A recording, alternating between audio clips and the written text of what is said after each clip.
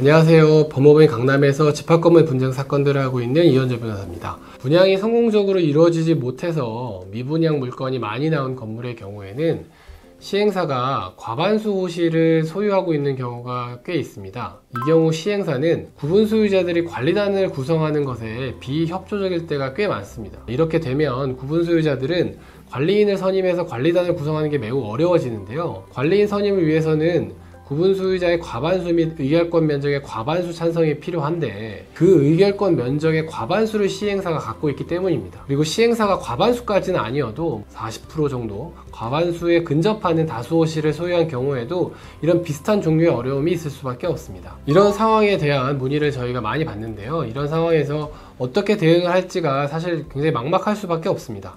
이런 상황에서는 임시관리인 제도를 잘 활용하시는 것이 좋은데요. 임시관리인 제도를 규정하고 있는 집합건물법 규정을 같이 보도록 하겠습니다. 제24조의 2 임시관리인의 선임 등에 관한 규정입니다. 제1항 구분소유자, 그의 승낙을 받아 전유 부분을 점유하는 자, 임차인, 분양자 등 이해관계인은 24조 제3항에 따라 선임된 관리인이 없는 경우에는 법원에 임시관리인 선임을 청구할 수 있다. 제2항 임시관리인은 선임된 날로부터 6개월 이내에 관리단 집회를 열어서 관리인 선임을 해야 된다.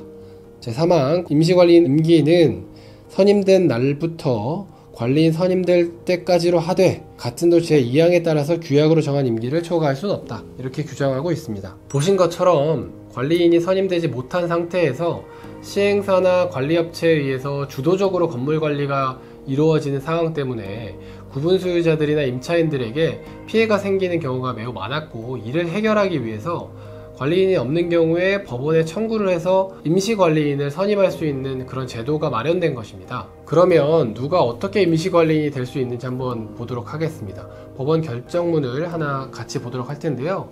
대전지방법원 결정입니다. 위 소명사실에 의하면 신청인은 제24조 2 제1항에 따라 법원에 임시관리인의 선임을 청구할 수 있고, 이 사건 상가의 원활한 관리와 운영을 위해 관리단 집회를 소집하여 사건 본인, 여기서 관리단을 의미합니다. 관리단의 관리인을 선임하여야 할 필요성도 소명된다.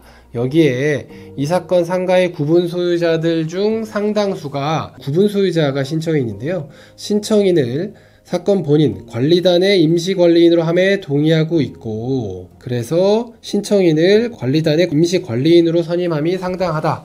이렇게 결정을 했습니다. 많은 경우에 있어서 임시관리인으로 선임되는 것은 지역에 있는 변호사님들입니다.